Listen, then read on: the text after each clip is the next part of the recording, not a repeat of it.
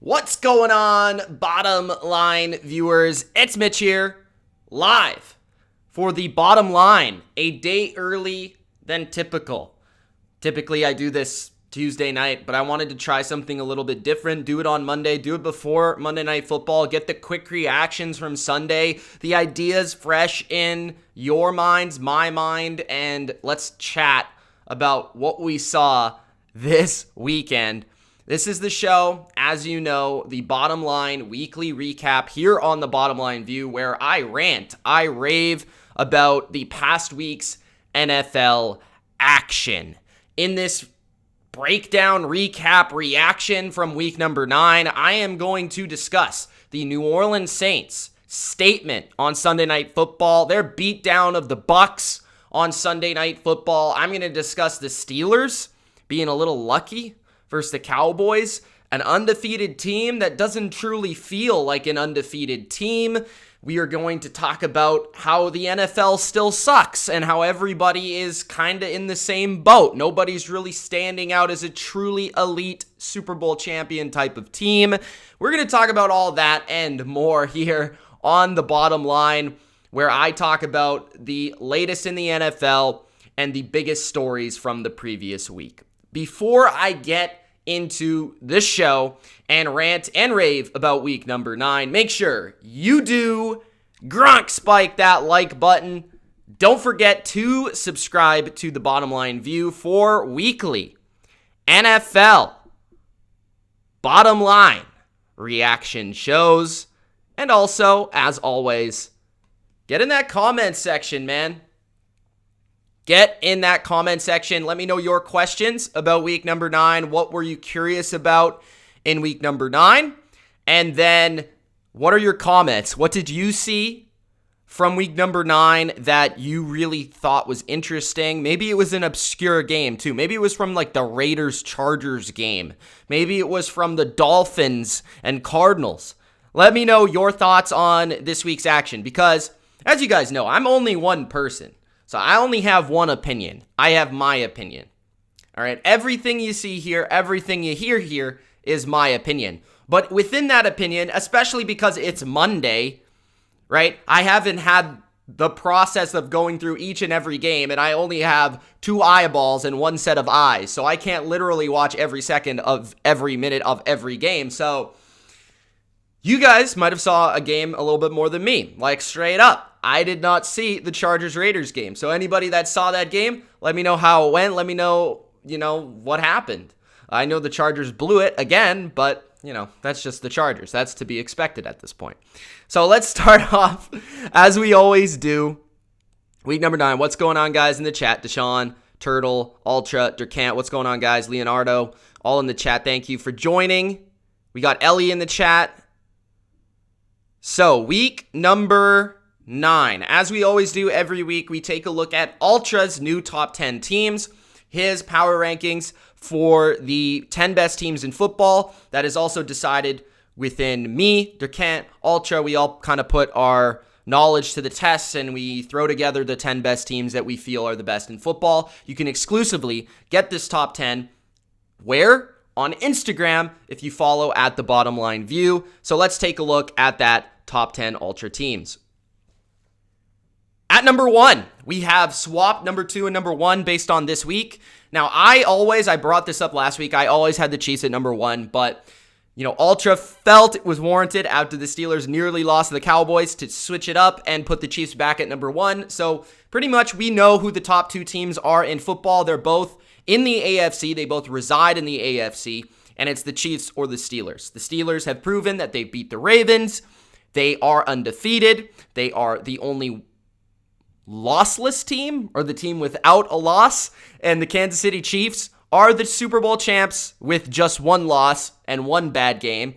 And the Chiefs kind of feel like a team that are waiting for the playoffs to sort of get it going. They seem like a team that at half effort, they can kind of beat everybody in the league, and they're waiting for the big games. We saw in some of the big games that they've played this year how they've come out and how they've destroyed their opponent or really had a statement, like versus the Ravens, for example.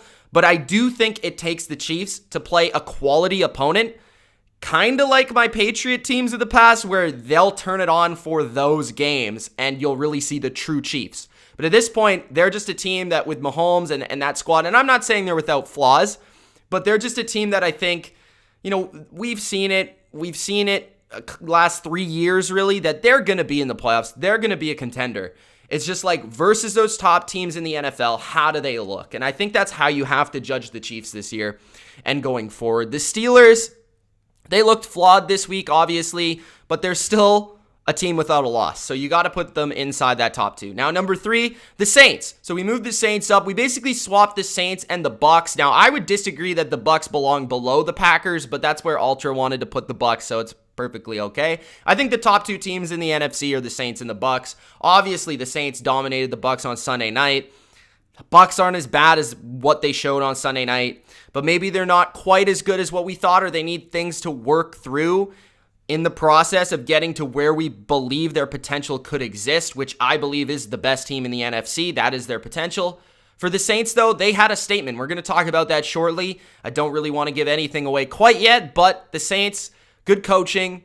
Breeze looked confident with Michael Thomas back, and their defense may be starting to get it going. Number 4, the Ravens. So the Ravens, they lost to the Steelers, right? They lost to the Steelers last week, but they came back. They beat the Colts. They had a pretty convincing defensive football game win, and it was nice to see them get back on track to what they do best. That's physical football. And the Ravens, I do think, I brought it up last week on this show, they actually dominated the Steelers physically, especially in that second half, but just didn't win the game. And I think we saw that they're still really, really good. They're definitely a top 5 team. You could argue that they belong in that top 3 with the Chiefs and the Steelers. The Packers are Aaron Rodgers, Devontae Adams, and kind of bust. I mean, you could throw Aaron Jones in there. Their defense is still extremely inconsistent. They played a very ill-equipped, undermanned team in the 49ers. They dominated as we thought they would, so they do belong high on this list. I'm not sure they belong in the top 5 just because of the weaknesses that everybody knows to be there. Number 7, the Buffalo Bills. Good, solid team. They're well coached. Josh Allen got it back on track versus Seattle. Looked amazing this week and really picked up an upset victory. Seattle, you could argue maybe Seattle shouldn't be this low after just one loss to a good football team on the road. And that would be perfectly understandable. But I do think they're much more flawed than New Orleans, Green Bay, Tampa, all those teams in the NFC. It's basically Russell Wilson has to play incredible or this team is losing. And that's something that in the playoffs, when you're talking about the elite teams, you cannot rely on versus the best teams in the league. Number 9, Miami. Now that's kind of shocking. That had a lot of Durkant influence. I'm going to be honest. I would not put Miami just yet in the top 10. I think I'd put them at number 11 as an honorable mention. I need to see more from Tua. But their defense is definitely elite. And they got a great secondary. The coaching has been fantastic on both sides of the ball, not just Brian Flores. And they just seem to be a feisty team that's never really going to say die, all right? And then number 10, the Tennessee Titans. The Titans got back on track this week after a tough loss to the Bengals. Really shocking loss, to be honest. But they beat the Bears pretty convincingly. They dominated the line of scrimmage. They got some pressure on the quarterback. They made big plays in the passing game. So the Titans are definitely in that playoff conversation, no doubt about it. And I would say they are the best team in their division right now. So there you have it. Ultras. Top 10 NFL teams. Let me know your top teams in the NFL as we get into week number 10 this next week. And we're starting to get to that point where we're starting to determine, okay, who is going to be able to make those runs in the AFC, make that run in the NFC, and potentially play for a Super Bowl, play in the AFC, play in the NFC Championship game. Who are the pretenders? Who are the contenders? That's kind of what we're trying to sort out right now. We're still learning. We're still processing, but we're getting closer to understanding who those teams are going to be. If I had to say right now, I think the AFC Championship is probably going to be Chiefs and Steelers. You know, maybe the Ravens could squeak in there. The Bills are very interesting because I think if their defense can continue to get better and progress, maybe they could become the most well-rounded team in this conference. So they're kind of an outside shot. The NFC, I think it's kind of up in the air. As we'll discuss later on in the show, I'm going to talk about the NFC as just the NFC kind of being completely an unknown at this point. Even through 9 weeks, we don't really know who the best team in the conference is. We don't really know how each team matches up. Like it feels like the Saints can beat the Bucs, but the Bucs can beat the Packers, but the Packers can beat the Saints. But, like it's like a weird triangular formation and formula that we're seeing in the NFC. So it really in the NFC feels like it's a matchup game more than anything else. So those are the top 10 teams, guys. Don't forget to follow us on Instagram at TheBottomLineView for that post early on Monday that you can get before the show even airs and other exclusive NFL content. So make sure you do go follow us on Instagram. Don't forget, if you're just joining, Gronk, spike that like button. Get those likes up there. If you're enjoying the show, if you enjoy the show every week, and if you want to support the channel, just give a simple like, and it helps me out. Thank you. All right, so let's get to the first segment of Week 9, and that is the Saints. All right, we have to talk about Sunday Night Football, but I want to talk about the team that won the game, because I think this is always what happens, and this is a victim of your own greatness sort of conversation, because Tom Brady, whenever he loses a game, it's not the team that beat Tom Brady or the team that beat Tom Brady's team. It's Tom Brady lost. It was an embarrassing loss. And more often than not, as we've seen, when Brady loses on primetime, it's not really close. It's kind of embarrassing. So that has become like a trend where whether it was the Patriots or now the Bucs, like they get blown out and it becomes the world, all the eyes and all the spotlight is Brady done? Is his team done? Are they never gonna, be able to come back? Is he, throw him out? It's trash. He fell off the cliff. Like all that sort of narrative stuff, that becomes the ESPN headline. That becomes what everybody's talking about on talk radio. But what I want to do here is talk about the team that won the game. I want to talk about the Saints first and foremost. We'll talk about the Bucs, but I want to start with the Saints. The Saints looked really good. Okay, they look like the team that I had going to the NFC Championship this season. They look like the team that I thought could be a Super Bowl contender, a team that I felt was extremely well-rounded, extremely well-built from a management roster perspective. On the defensive line, on the offensive line, Drew Brees was still good enough from an accuracy standpoint. He was making the throws when he needed to make the throws. Drew Brees looked great last night. He was making good decisions. He's finding his receivers in the pockets of those zone coverages. Taysom Hill was sprinkled in, but correctly sprinkled in on the offense. Sean Payton was proving that he's an elite offensive mind and an elite coach. And then defensively, they showed up. They actually showed up. And that all starts with their pass rush, their defensive line, and their dominance on the line of scrimmage.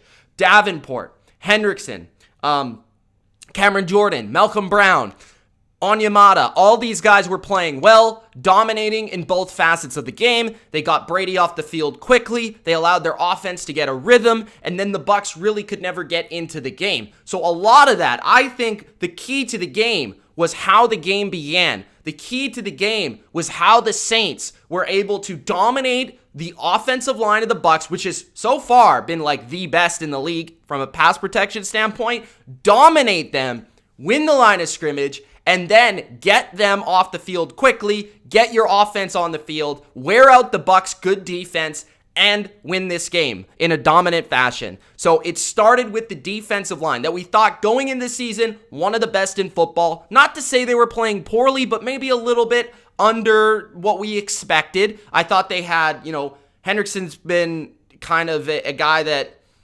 got, he was breaking out a little bit because Davenport was hurt, so he was seeing more snaps and he was playing well. But Cam Jordan, kind of wasn't playing at the same level, and their run defense maybe took a slight step back, and everything was pointing towards, the secondary. It's old, it's slow, it's not playing well, but they came out with a good game plan. I think you got to give a lot of credit to defensive coordinator Mr. Allen, right? I really feel like what they were able to do from a game plan standpoint, take away some of the first reads for Tom Brady, take away the downfield passing attack of the Bucs, which is what their bread and butter is. It's that downfield passing attack. It's that ability to stretch the field. It's that ability to stretch a defense 10 to 20 yards down the field in that intermediate to deep area. The Saints were sitting all over their money concepts. They were making Brady go to his first. It's not there, go to his second. It's not there, go to his third. And then we saw later in the game that Brady was just consistently hitting the check down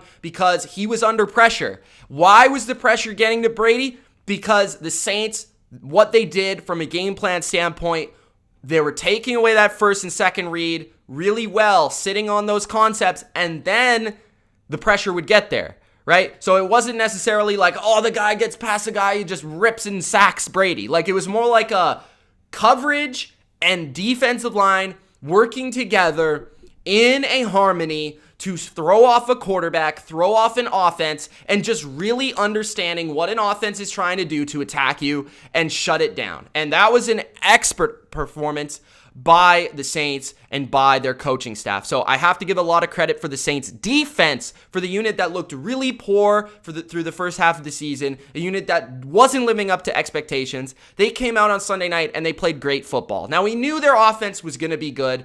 It's been solid without Michael Thomas, but with Michael Thomas, we know this is one of the best offenses in football just because of their play calling, because their quarterback is so intelligent. And we saw that when you play zone coverage versus Drew Brees and this offense, it's good night. I mean, it's good night. It's easy money. And the Bucs, we'll get to that, but they weren't really doing anything to get in the way of what the Saints wanted to do on offense. And Brees was just expertly going through his reads, picking apart the secondary, and making the throws. So the Saints, they're maybe a team that, okay, before the season, everyone was saying maybe they go to the Super Bowl, maybe they could win the Super Bowl. This was a popular Super Bowl pick.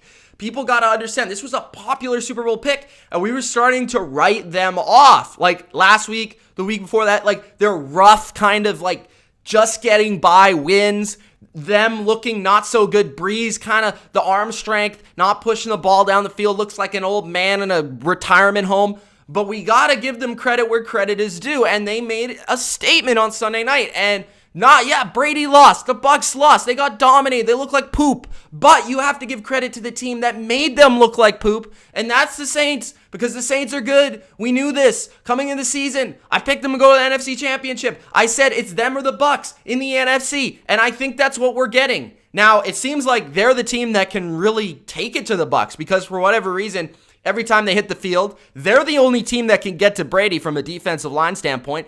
They're the only team that can really just absolutely dominate the coaching matchup.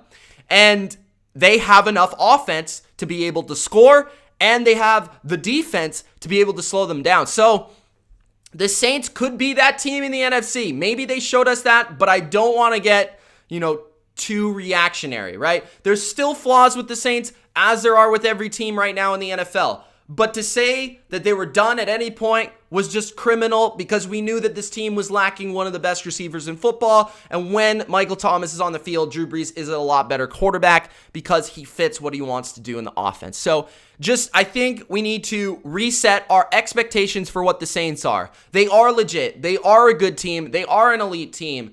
Are they going to go to the Super Bowl? I don't know. They haven't really done well in the playoffs in January, and maybe they could beat the Bucs, but can they beat the Packers? Can they beat the Seahawks? So we don't know. They lost to the Packers already, but can they beat the Seahawks?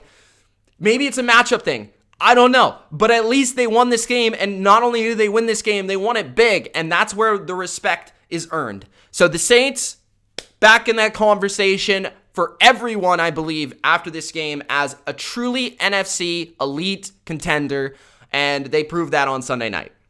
Now, the Bucs. All right? The Bucs.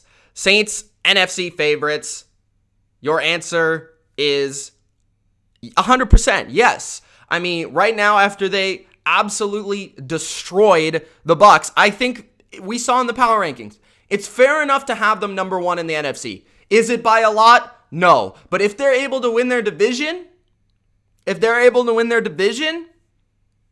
and get number one seed, maybe. If they can maintain that home field, if they can maintain the dome atmosphere for Drew Brees, they have a much better chance. And I know that we've said that over the past couple of years, and that's been the case, and they haven't been able to, win the Super Bowl in those years. But it does give them an advantage. To say that them being a road team would be better is just not right. I mean, it's just wrong. Like, if they were to go to Lambeau Field in January, it's cold, it's freezing, it's snowing, don't know if they're going to be able to do it. But if they can be in that dome and they have other teams come to their stadium to try to win, then they got a good chance. But I think the NFC basically comes down to, as we'll get into a little bit more depth later on, it comes down to the matchups. So in terms of beating the Bucs, it seems like they have the upper hand in that matchup. There's no doubt about it. So I would say yes. Right now, after Week 9, are the Saints NFC favorites? Probably. I think you have to say that. Now the Bucs. The blame on the Bucs for me goes towards the coaching. Because what I saw on Sunday Night Football was just a coaching staff that did not attack the weaknesses of New Orleans. We've seen the weaknesses of New Orleans. And what they didn't do more importantly than that is get away from the ways that you can lose a game. Okay?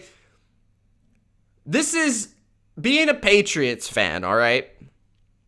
Here comes the classic Mitch Patriot analogy. Bill Belichick, what does he do? You guys know this. What does Bill Belichick do? He tries to not lose the game before he can win a game. Okay? He tries to not lose a game before you can win a game. How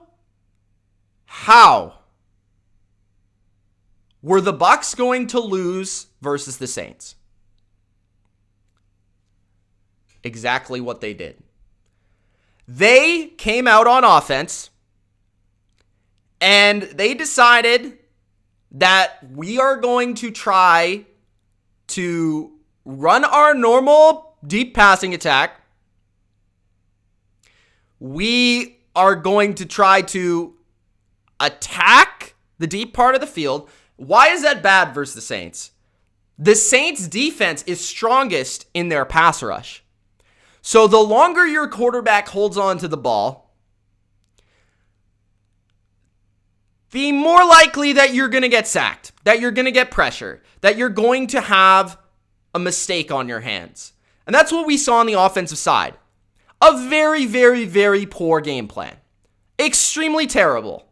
Dan Orlovsky tweeted out last night, I'm thinking exactly what he tweeted, but he said something like, I've seen all the Jets games this year, and this was the worst game plan I've seen from an offensive team. And I would agree. This is the worst offensive game plan I've seen from a team all year. The Saints, their pass rush is great. They have a good defensive line. So when you play them, you should not be holding on to the ball. What you should be doing is getting rid of the football in the passing game quickly. You should not be trying low percentage down the field targets when you're playing this team, because it falls right into what their strength is.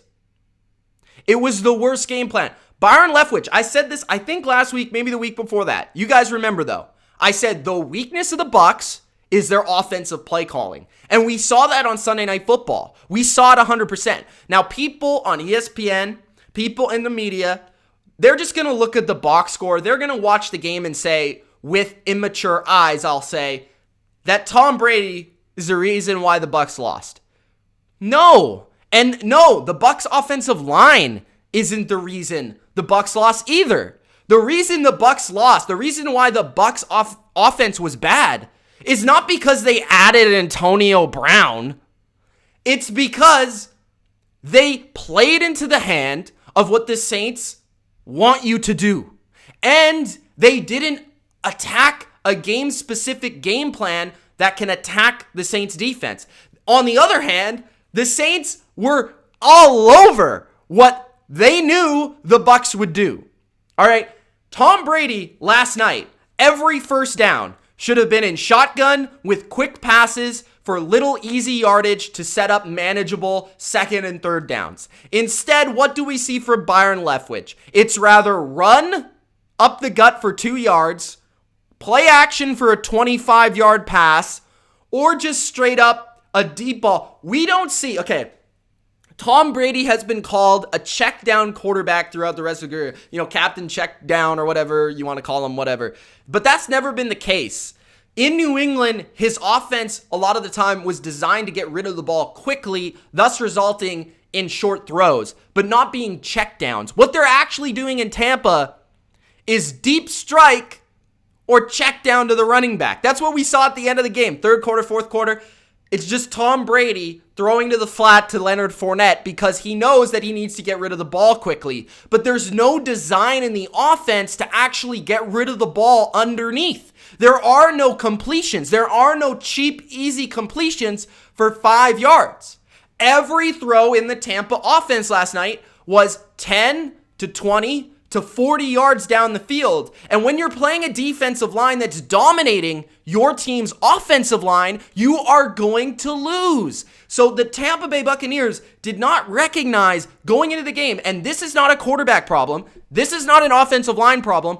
This is a coaching problem. Coaching problem. And guys, just going back to the check down thing, a check down is not throwing an out route that is designed to be the first read of the offense.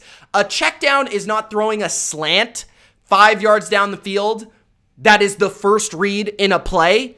A check down is looking down the field, nothing's open, check down. Why is it called a check down? Because you are living with that play, right?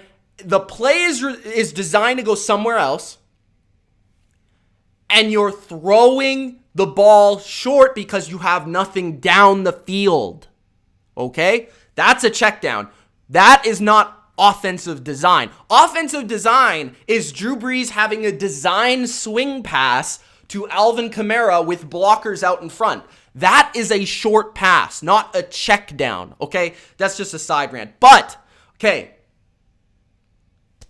the Bucs, my point is, the Bucs' flaw is that they are way too reliant in the deep passing game. That puts way too much stress on the offensive line, which did not have an all-pro caliber guard last night, and they were expected to hold back one of the best defensive lines in football.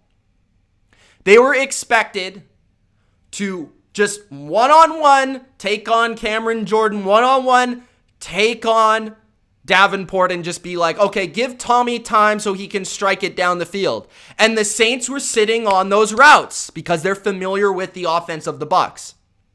The Bucs need to evolve. The Bucs need to develop short passing game. They need to develop short little checks. They need to develop short little screens. They need to develop Antonio Brown on an option route. They need to develop Chris Godwin on a slant on an option route for Tom Brady because it's just very inefficient offense, especially versus teams with great pass rushers. Especially then. If you're playing a team with a bad pass rush, you could do that all day. If you're playing with a team that you're dominating the line of scrimmage and you're winning the line of scrimmage and you're got all the time in the world, then Brady could do that all day. But when your team, your offensive line is losing the matchup up front, you need to evolve. You need to change. You need to change your game plan. And the Bucs just were never able to get to a second or third game plan last night because they didn't have one. They didn't have an option B. They didn't have an option C to have Godwin underneath on a 5-yard option route where he decides whether he goes in or out. And Brady can just hit him one-on-one. He didn't have Antonio Brown on an option route. He didn't have that. So this is why it's coaching. It's not Brady making bad throws, which he really didn't make many bad throws last night. The interceptions were all based on, one was a tip screen off 3 people's hands. The other one was just a throw down the sideline where he thought AB was running a different play. He said it himself. He thought that the play was developing differently. He decided prematurely, again, because of pressure. The downfield throw he thought would be there, but AB stopped his route. He read something else. It was an interception. Third one was fourth down. He was trying to make a play through an interception. So the interceptions were not really like, this is why stats are misleading. If you just look at the box score, you would not understand. You would think it's all on Brady, or you think it's all on, let's say Brady and the receivers, but it's not. It's just the way the game played out. So a lot of it was just the Bucs not coming in with a proper game plan. And I've been saying this all year with Leftwich. It's like his game planning, his play calling is prehistoric. Like it's all deep shots, or it's all run game, and it's all simple. Nothing is made easy in this offense at all. And that's why you have Jameis Winston throwing 30 picks in a year. It's actually pretty incredible how efficient Tom Brady has been in this offense this year, considering that the offense really hasn't evolved much. And if they are going to be a team that wins the Super Bowl, they're going to need to evolve this offense. They're going to need to change aspects of it. I'm not saying get rid of everything. I'm not saying that. I'm just saying when you play certain teams, you can't attack them in this way. You can't, because you're going to play right into their hands, and you're going to play into their strength, and you are going to lose the matchup on the offensive line occasionally. When your offensive line's having a bad day, you can't just roll out there and throw 20-yard deep in cuts every play. You just can't do it. So then you flip to the defensive side of the football, where Todd Bowles, I don't get it. Todd Bowles is one of my favorite defensive coordinators in the league. And it just seemed like he didn't have a proper approach to how to slow down the Saints. I thought they did a great job in week 1, but this week, a lot of it was mistakes by, coverage busts and just not being in the right spot. A lot of it was just stupid, idiotic mental flaws and issues. But to just come out and play the Saints, playing zone coverage and soft zones and just a 4-man rush, it just didn't make any sense to me. I just don't understand why teams don't force Breeze to make downfield throws. I know it's me talking just plain, but how hard is it to just play man, blitz, and test Drew Brees? I get it. They got Michael Thomas. He's really good. But it's not like Michael Thomas is just running by Carlton Davis. Sure, he could get open on a slant. Okay? But okay, sure. But why not at least put some pressure? Be a little aggressive. The fact that they're just sitting back there and playing into the strength of what Drew Brees does, his best.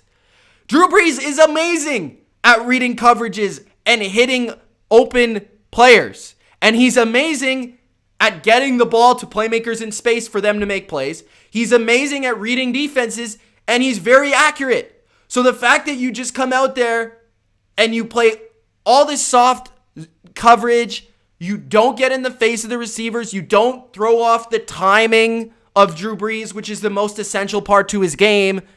I just don't understand the game plan from the coaches of the Bucs. A great Saints game. They played phenomenal. But if you're going to roll out there and play a team in this fashion, you are going to lose. I don't care how talented you are. The fact that you have this talented of a roster and you set them up in this way is an absolute failure. You had 4 attempts from the 1-yard line, Byron Leftwich, and you threw 2 fades. 2! Just run the quarterback sneak. That drove me absolutely insane. You guys saw it on the reaction live. But oh my goodness, Byron Leftwich. You should be fired for that. How? And for you to have the absolute testicles I was listening to your press conference before this game. All right?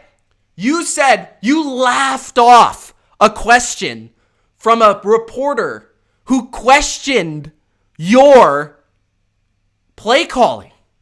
You laughed at him. You said, a fan said that? Ha ha ha. I am superior quarterback in the NFL. No. This man okay.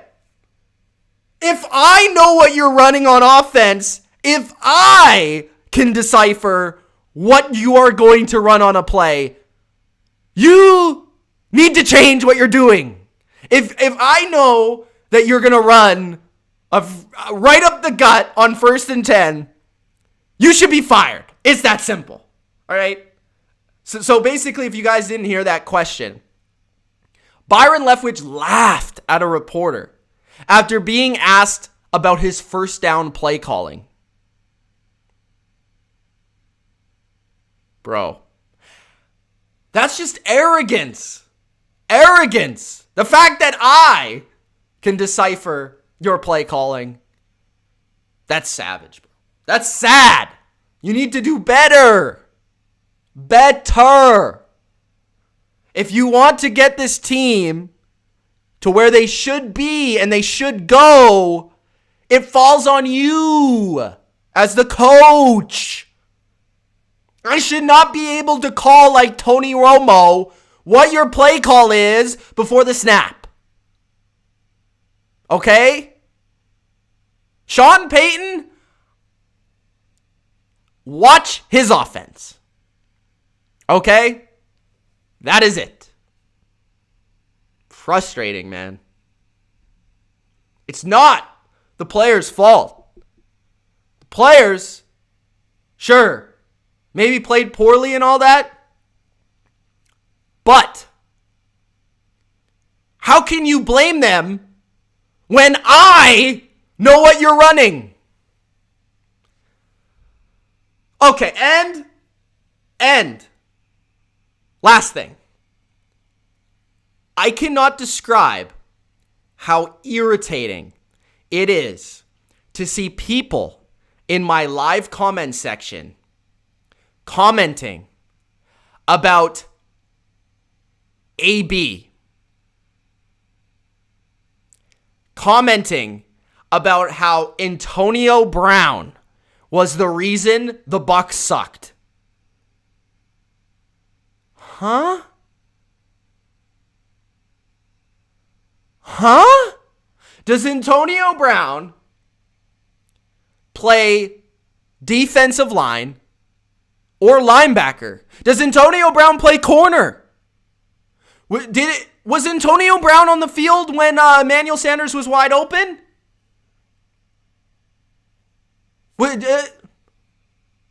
Does Antonio Brown call the plays? Does Antonio Brown throw the ball? Does Antonio Brown block on the offensive line? Does Antonio Brown run as a running back? Come on, bro. That is the weakest analysis I've ever seen in my life. Oh, Antonio Brown is the reason the Bucs lost. Get the fuck out of here, man. Are you serious? Are you serious? Oh. Okay, you can hate him. That's perfectly fine with me. He's done some pretty shitty things. But for you to say Antonio Brown is the reason they lost. Oh my God, dude. That is the worst analysis I have possibly ever heard in the existence of my life. Okay? That is shit. Next subject. What do we got? Bills upset the Hawks. All right, so let's talk about something positive. So my team in the AFC was the Buffalo Bills and Joshua Allen to go to the Super Bowl. And what we saw on Sunday was what the Bills can be at their top, at their peak, at their best. And what we saw from the Buffalo Bills was Josh Allen throwing absolute missiles, dots, and ripping up the worst secondary in football. We saw a Bills defense that maybe wasn't as good as last year, but made plays, came up with interceptions, came up with sacks, came up with pressures in key moments to help out their quarterback. And we saw that all these people, that this is what I'm talking about with Josh Allen bias, all right? Josh Allen has 4 incredible weeks where he's carrying the team on his shoulders like Greg Jennings on his back. And then he has a couple okay games, not even bad, okay games. They lose, all right? And then everyone's like, oh, Josh Allen sucks. He's terrible. He's what we thought they were. Okay? Again, what is this analysis? Josh Allen is the only reason this team is good. Okay? He literally is their best runner, their best passer, and their best player. Okay? Josh Allen showed you on Sunday. He outplayed Russell Wilson, the MVP. Okay? And all they did, this shows you how good Josh Allen is. A team with a crap quarterback wouldn't say, yo, Josh Allen, go out there and throw 50 times because we need you to win the game. No. They would say, oh, we got to hand it off to Zach Moss. We got to hand it off to Devin Singletary because, we don't trust you. We don't think you're that good. But no, that's not what Brian Daboll did. He said, yo, Josh, we're playing Russell Wilson. We need you to win this game. And that's what happened. He ate it up. Cole Beasley ate it up. John Brown returned. Stephon Diggs. Right? And the defense made plays. DK Metcalf still a beast. But Russell Wilson didn't play his greatest. Okay? Not saying Russell Wilson played bad, but Russell Wilson didn't play his greatest. Pete Carroll, man. Pete Carroll looking like Byron Leftwich here. Bro, Pete Carroll in his press conference said, we had a great game plan for the Bills' rushing attack. What are you talking about, Pete? Pete, the Bills don't run the ball. I don't know if you watched their film. Pete, I'm not anyone to be judging Pete because Pete's a great football coach. He has been for a long time. He has many years on me, and he has a Super Bowl ring. So who am I to judge? But Pete, that just seems like a poor lack of judgment. You play the Bills, and you expected them to run the ball? Have you seen the Bills play this year? And then you're playing man coverage versus the Bills because you think you got the Patriots secondary out there? Maybe the Seahawks thought, hey, the Patriots played man last week, so we can do that. Huh?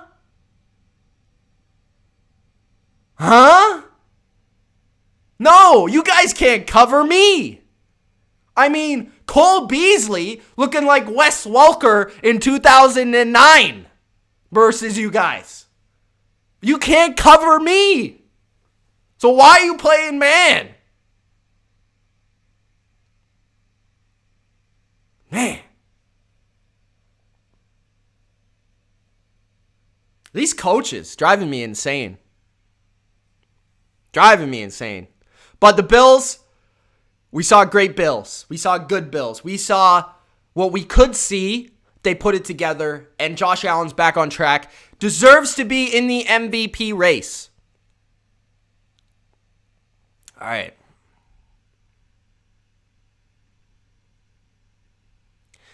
Oh, boy. Oh, no. I didn't even know this was the next segment. Why do we got to keep talking about coaches? Why do coaches piss me off so much. Maybe it's because I'm a coach now in lacrosse, so I kind of know like the perspective of like putting your players in a good or bad position. So I kind of know the perspective of a coach now. I've been coaching for like 3 years now. So I kind of get that feeling. So maybe like I just feel like a lot of the big games we saw this weekend, the reason they lost is because of the coaches, and it's not because of the players. Like, and that just frustrates me because you never really hear the coaches get the blame that much. I mean, you really don't. You really don't. You hear the quarterback get the blame, right? Who's gonna get the blame? Who's gonna get the blame for the Lions? Matthew Stafford. Who's gonna get the blame for the Bucs? Tom Brady. Who's gonna get the blame for the Falcons? Matt Ryan. Who's gonna get the blame for the Packers? Aaron Rodgers. Who's gonna get? You get it, right? Like, Matt Patricia's done, man. I'm gonna just show you one picture. Ultra got this for me. Does anyone notice anything about this picture? Anyone? Please let me know if you see it. Okay, so I count 1, 2, 3, 4, 5, 6, 7, 8, 9, 10. Matt Patricia. Hey, yo, Matty. Matt. I don't know if you knew this, but in football, you need 11 people on the field, Matt. I didn't even know if you knew that. Matt Patricia. I've been holding this in for a while because I wanted to give you a chance in Detroit. I wanted to give you an opportunity because you're a great guy. I love the pencil gimmick. I mean, it's phenomenal. And, you know, you seem like a good fella. But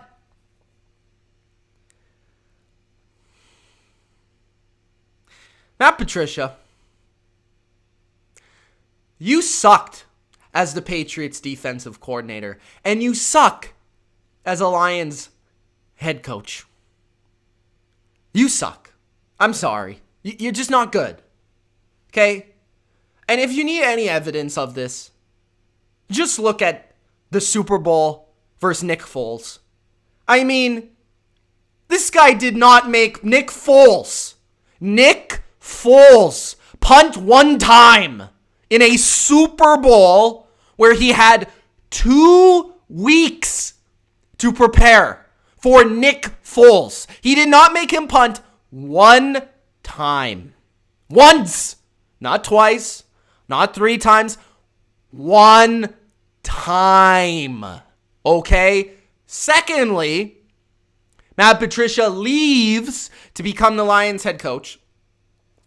And Brian Flores wins the Patriots the Super Bowl with his defense.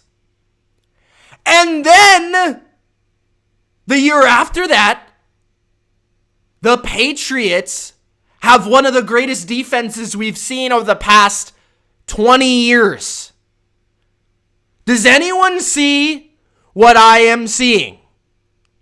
Matt Patricia stinks, and he deserves to be fired. And the funny thing is, I even saw Lions content creators. I commented on the video.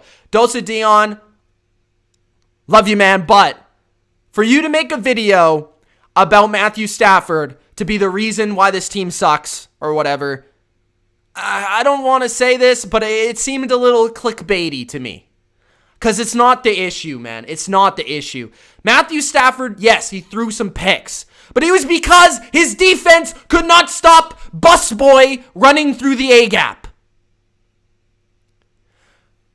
Dalvin Cook ran for over 200 yards.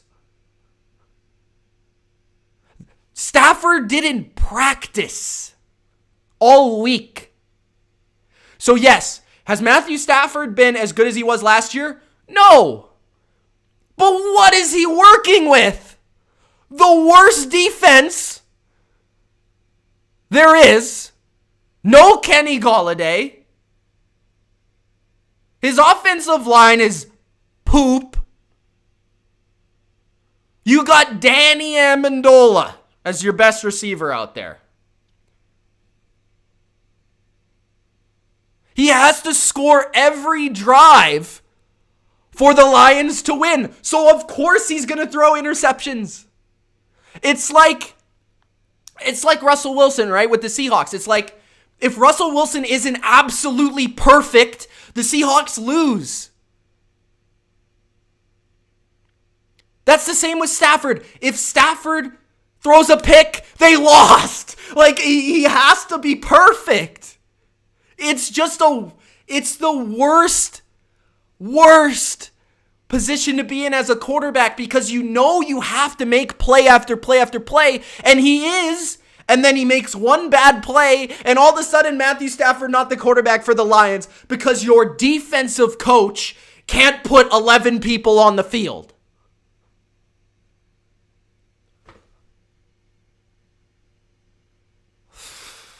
Forget it, man. Forget it. Dude sucks. Get rid of him. Get rid of him. Okay. What's next? Oh, we already went over that. Done.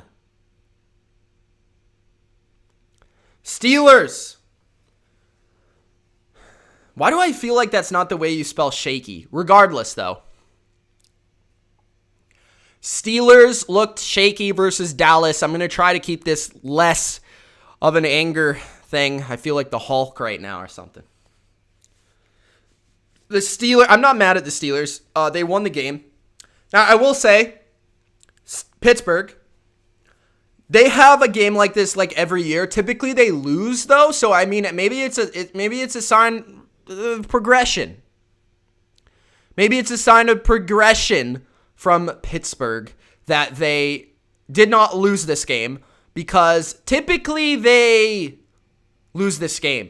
I mean, like, there has been a streak for Pittsburgh where they just lose an inexplainable game. Like to Terrell Pryor and the Raiders, and Pryor runs for a 90-yard touchdown. Like, they've had these games where they were super talented, and they were like one of the best teams in football, and then they just get blown out by one of the worst teams in football. Like, that happens every year. This year, hey, they came back, they made something happen. I have more positives to say about Dallas than I actually have anything to say about the Steelers. You know, okay, they had a bad game, they came out rough, but there are things to take from this game. One, Ben Roethlisberger, okay, he is the all-time leader, and I just tore my ACL, but I didn't actually tear my ACL. I'm fine, and comes back 2 plays later. He is the all-time leader, and I'm hurt, but I'm not actually hurt. Number 2, we see the flaw with Pittsburgh. Their defense is really good, but their offense has these streaks inside games where they just suck. Like, they can't run the ball. Ben looks shaky. He's under pressure. Maybe he's just inaccurate. They don't really have one stud receiver. They have a lot of good receivers, and they don't really have a crutch. Like they used to have AB where they could just throw it up to him in triple coverage and he'd make a play. Like they don't really have that anymore. So Pittsburgh, good team, but they are flawed. They're undefeated. Obviously, they're great, but they do have issues. Like, this is not to say they don't have issues. We saw those issues versus Dallas. Like, they inexplicably played, like, poop on offense. Like, absolute dog poop. Their defense, though, you know, they still made plays, but they had some moments where they looked a little shaky at the beginning. Now, the Cowboys. Okay, first off, I don't know why they ever started DiNucci, because if they didn't and they started, you know, Gilbert the Grape here, they might have beat the Eagles last week. Because they probably should have beat the Eagles with even DiNucci, all right? But they didn't. I got to give the Cowboys credit, because since they let go of Worley, they let go of Poe, their competition, despite being undermanned, has been really good. I mean, their competitive level has been high. Their effort's there. Their heart is there, which is a good thing because they haven't given up on their coach. They haven't given up on their season. So I just want to say, Dallas lost this game. We all thought they would lose by 20. They lost by like one score. They almost won the game. So Dallas, good on you. We usually, from the Cowboys of the last decade under Garrett, it just felt like this team possessed no heart, no spirit, no will to win. And at least they have that. At least they have that. And it's funny because they came into the season as an NFC favorite, and now they're a team that looks completely undermanned from a talent standpoint without their quarterback and without a number of players on the offensive line and defense and so on. But at least there's the effort that you can tangibly see, and they're playing. They're playing. So at least that's there. With the Cowboys, the frustration for me has always been they're so talented, but they just, there's something missing. Like the spirit of a great team is missing. And I felt a lot of that was the coach. I'm not sure they actually fixed their coaching issues. I don't think they have. But at least their effort is there.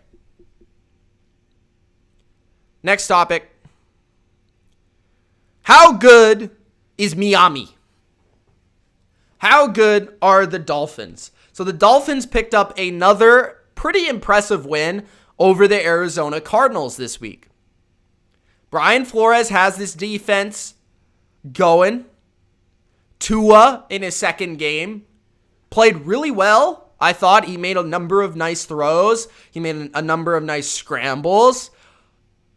They had trouble with Kyler Murray, as most teams have, but they're the biggest example of feisty, of outdoing expectations. And that is probably why Flores is going to win Coach of the Year. He probably is. The Dolphins, I think they could be a playoff team. I don't think they're better than Buffalo. I just think Buffalo is more talented. But actually, Miami will give Buffalo a really good game because I think that they can fare decently well versus Buffalo's offense and what they like to do. The Dolphins, their defense is really strong. That is the basis of their team. And what I liked about Tua this week is that he understood that. Like, the thing about Tua is, did I think he was physically as good as Herbert? No, not even close. Did I think he was even as physically gifted as Burrow? No. But he showed an ability to move, to scramble. As a quarterback that's smaller, that's shorter, his ability to move is better than a guy like Baker, right? I've said this before, like Baker is short, small, and he can't really move. At least Tua can move a little bit. He can extend plays. He's good in the boot game. He makes good decisions. And the thing I like about Tua this week is that he didn't make mistakes. Like, he understood, okay, my defense is really good. They got my back. I'll manage this game. I don't have to do anything over the top. I don't have to go crazy and win this game by myself where, Wilson and Stafford and those guys, they're having to do that. If Tua was having to do that, we'd see a different guy. But with Tua, it's like, okay, I can make enough plays. I can make enough throws. And I won't turn the ball over, and I'll make some scrambles here and there. And he was really good at that. And he broke the pocket a couple times for some nice plays. It's just because he was playing Kyler Murray, it didn't look all as good because Kyler Murray is just special in that way. But the Dolphins, I think they're good. I think they're solid. I think they can squeeze in a wild card. I don't know if they'd win a playoff game. I don't think they would. I don't believe in their offense enough, but I do think they're going to be feisty. They're going to be in every game because of their defense and because of how game plan oriented they are. They always seem to have a good game plan. They'll be a fun team to watch and a fun team to root for because they have that underdog feel to them. They have that storybook feel to them, which is always inspiring and nice to watch and nice to cheer for. So I think Miami is a solid team. They're a good team. I don't think they're better than Buffalo. I think they are a team that is going to be like 9-7, 10-6. They'll get in the playoffs. I think it depends on the matchup. Would they give the Chiefs a hard time? Maybe. I think they could compete. And that's the thing with Miami. They'll compete with every team. Every team. So If you're a Dolphins fan, you should be really happy with the future of this team and where they're going, because they definitely have a bright future. Because they're still not quite there in terms of the talent, but they will be soon. They should be, at least. Next topic is Kyler Murray. Kyler Murray is a star. I mean, okay, this is the thing with Kyler Murray. Kyler Murray was so good when I watched him on tape. Remember when we did the pre-draft analysis last year, and I was just like, yeah, this guy number one pick. This guy best player in the draft by a mile. This guy is a franchise quarterback, no doubt about it. So from that point on, like, everybody's kind of jumped on the Kyler Murray bandwagon to the point where I've somewhat gotten off of it because I felt it was so obvious of a take that I just stopped going with the take. Have you ever been there before where, like, you're on the take at the start, and then it starts to go the way you think it's going to go, but you felt it was so obvious that you never really had to reaffirm it? Well, like, at this point, I just want to say, like, yeah, Kyler Murray is who we thought they were, right? He is who we thought he was going to be. Like, he's really freaking good at the sport of football. Like, yeah, I just thought this was going to be the case, and he is. But the thing that we see with Kyler is just how good he is at running and scrambling, like, in a way that we've rarely ever seen in the history of football.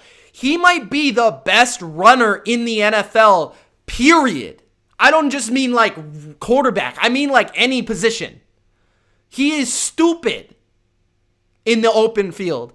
And sure, does he still have some flaws to his game? Does he have the inconsistency? Yeah. But, like, he's so good in the areas where he's good that it really doesn't matter.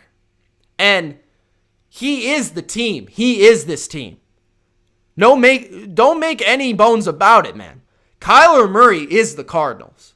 Without Kyler Murray, this team's not very good. I'm just going to throw that out there. He is what Russell Wilson is to Seattle. He is. Not enough people have realized this yet, but he is. Don't get it twisted. All right, but Kyler Murray's a star, man. I just wanted to throw that out there because, like, I haven't talked about him for a while just because I thought it was, like, so obvious, but I do feel like I do need to bring that up. So, yeah, he's a star. All right. What even is the NFC? Does anyone even know what this conference is? Because, like, I don't know. As I brought up earlier, the Saints can beat the Bucks can beat the Packers can beat the Saints. Huh? I don't get it.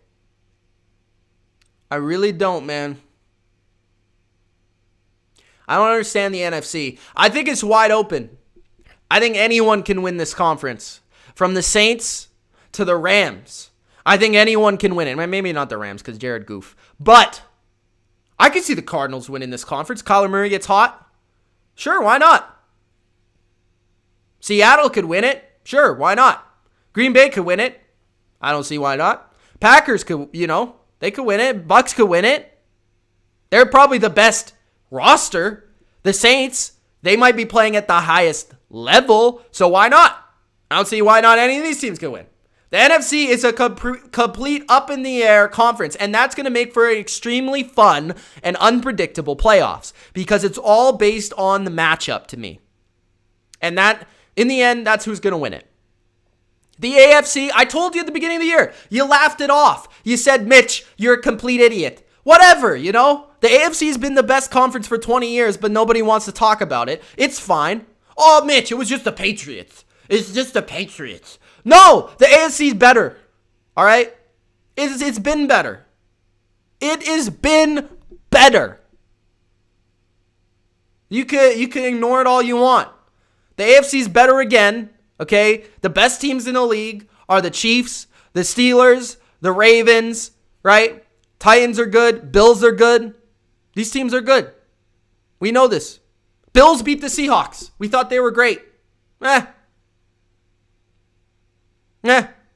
NFC? Anyone can win it. Anyone. I don't even know what it is. The NFL sucks, part 2. So just to carry over from that argument, nobody's good. Nobody's good. And the point I want to drive home here is because I've talked about this before. Nobody's good. And what I mean by nobody's good is nobody is good in the way that we used to look at all-time great teams. Nobody is like a for sure every week. We saw this week. Like, the Chiefs barely beat the Panthers. Like, huh?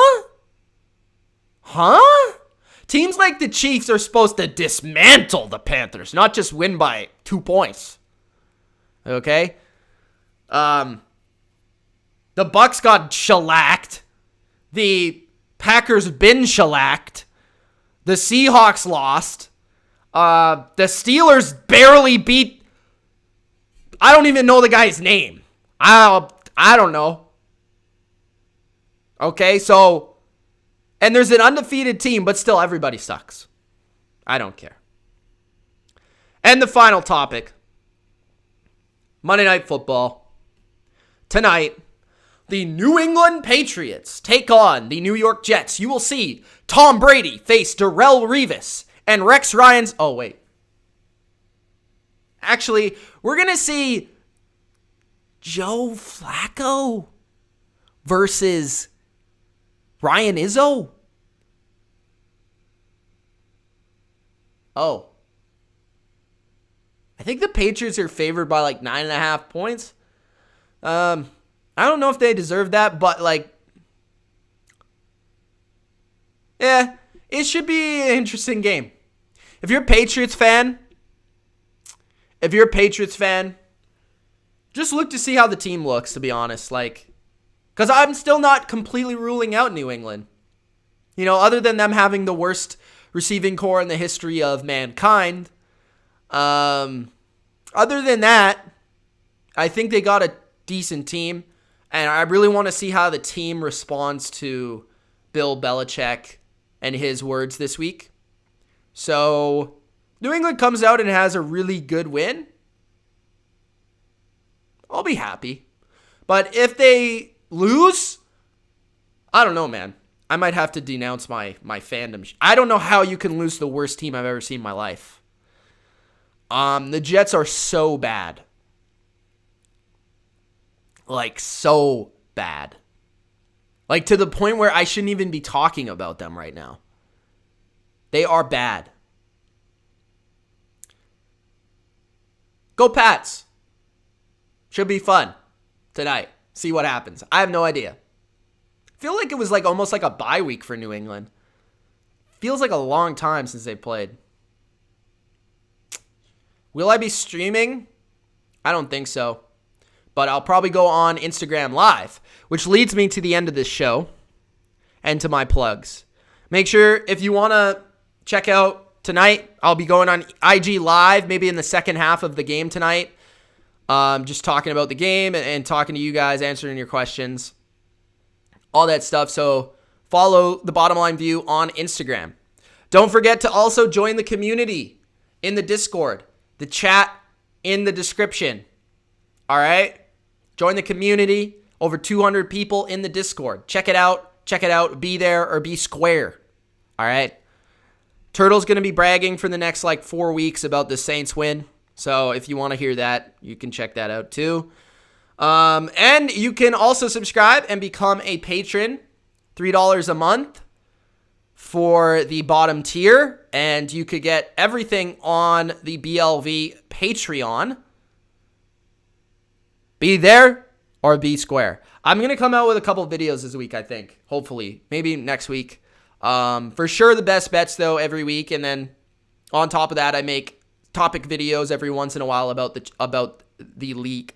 Looking to take that Patreon to the next level, though, with some new content soon. Just been super busy with school, so it's just hard to maintain both. But yeah, if you do want to support me, I would appreciate if you do subscribe to the Bottom Line View Patron. So, all right. Thanks, guys, for watching, man. Hope you enjoyed. If you did, Gronk spiked that like button. Don't forget to subscribe to the channel if you enjoyed the show. It's Mitch. Thanks for watching. Peace.